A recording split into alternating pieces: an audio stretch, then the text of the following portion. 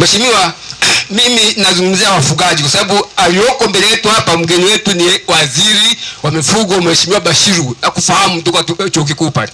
Mheshimiwa, sisi hapa tuko wafugaji zaidi ya 120 kata ya Barili. Tuna mifugo zaidi ya 5,000. Mbuzi, kondoo na ng'ombe. Lakini maeneo ya kuchungia wangu, twende taratibu. Umesahau paka, bata. Paka sasa au ni nyumbani wote tunahesabu. Nini? Mheshimiwa, maeneo ya kufugia sisi wafugaji 100 na ukimwondoa mtu anaitwa Pastori Nchie ambaye ametamkwa na diwani, ambaye ni rafiki mkubwa wa diwani, na yeye ndiye aliyemleta kata ya Barili hapa. Tunapigwa, tunatukana mbwa, tunaitwa nyoka.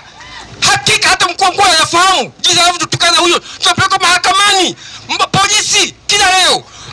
Ambao tatizo ni Wakuria peke yake, Wakuria tu, lakini ng'ombe za Wajita zikamatwi. Kwa nini tunaomba serikali ipatie wafugaji wa kule maeneo twende tukafuge mifugo yetu, sio hapa pana wenyewe ambaye ni Ncheye na diwani wa kata ya Barili. Hilo moja. Mheshimiwa, ngoja kwanza, wewe ni ubaya ubwela au mwananchi? Mimi ni kwa timu ya mpira. Mimi ni Simba. Simba?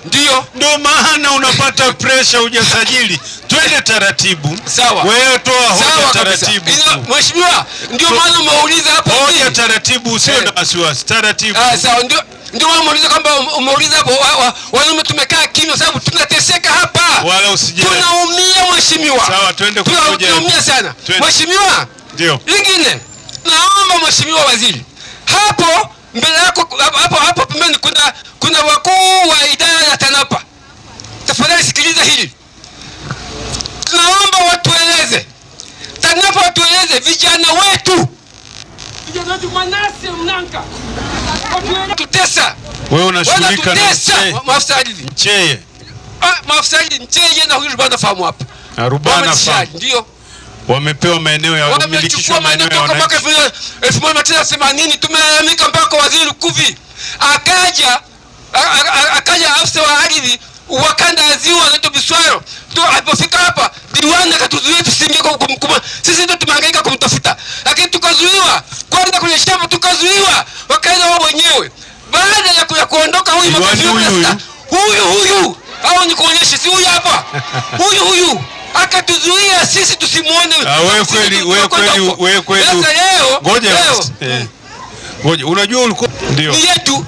Mimi nimezaliwa pale, kuna ndugu zangu wameziko pale, lakini leo huyu mtu amechukua ardhi amejiongezea kuja kaskazini kwenda kusimba kwenye nguzo za umeme, kachukua yote. Alafu mtu mwenyewe, kwa taarifa yako, hatujawahi kumuona toka amechukua ardhi hiyo mwaka 1998. Hatujawahi kumuona uso kwa uso. Hakuna, hatujui. Sio yule niliyemtimua pale.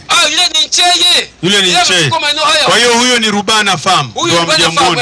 Ndio. Rubana fahamu ni mwingine. Yaani wanagawana sisi mashamba mawili ya. Leo tunaumia sisi maskini, hatuna shamba, tunauma njaa kwa sababu ardhi imechukuliwa na watu wengine. Tumelalamika sana mheshimiwa. Sana. Ofisi ya wilaya inajua. Asante. Ofisi ya mkoa ardhi wanajua.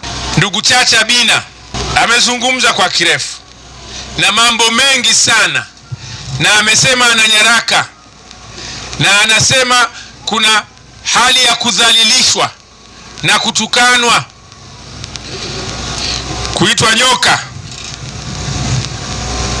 lakini pia kuna migogoro ya ardhi na kwamba hana hakika kama maafisa ardhi wanasimamia ardhi vizuri, na ikatajwa shamba la Rubana Farm na mgogoro ulioko pale.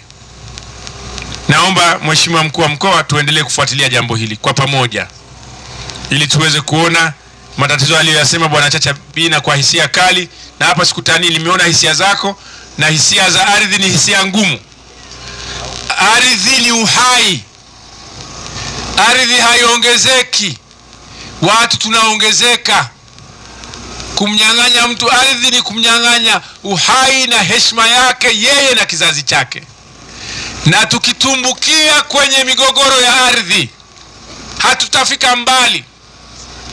Moja ya sababu kwa nini taifa letu limekuwa na utulivu, tukaweza kujilisha na usalama wa chakula, ni kwa sababu ardhi sio ya mtu mwenye pesa na cheo, ni mali ya umma. Kwenye eneo la ardhi lazima wafuate utaratibu wa usimamizi wa ardhi. Mimi najua kwa utafiti, sio kwa hisia za kisiasa au ushahidi wa kisiasa, nchi zote zilizotumbukia kwenye migogoro ya ardhi hazijasimama. Sitaki kuzitaja, hasa Afrika.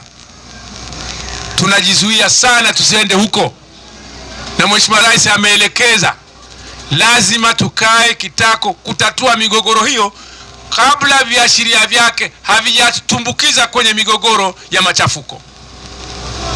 Na migogoro hiyo huanza taratibu, halafu tunazoea. Unamswaga mtu, anahama na mizigo yake, anasogea, baadaye kundi. Na katika maelezo nimesikia hata habari ya ukabila. Maana mkishaanza kushindana, unakosa namna ya kujitetea, utatafuta dini yako. Kwa hiyo sisi hapa wa dini hii ndio tunaumizwa. Utatafuta wa chama chako, utatafuta wa kabila lako. Hiyo sio Tanzania ambayo baba wa taifa aliijenga. Kwa hiyo tudhibiti kwa kamati ambazo Mheshimiwa RC, haya mambo ya ardhi yaliyojitokeza si mengi sana, lakini naomba uanze mapema. Na huko nyuma tulikuwa na matatizo ya ardhi za ukoo. Imekuwa historia, sasa hivi watu wanaishi pamoja. Tusije tukarudi nyuma na tukawa na mfumo wa ardhi wa kubagua watu kwa mali zao, kwamba wewe bila mali huwezi kupata ardhi, bila cheo huwezi kupata ardhi. Tutakuwa tunafanya kosa kubwa sana.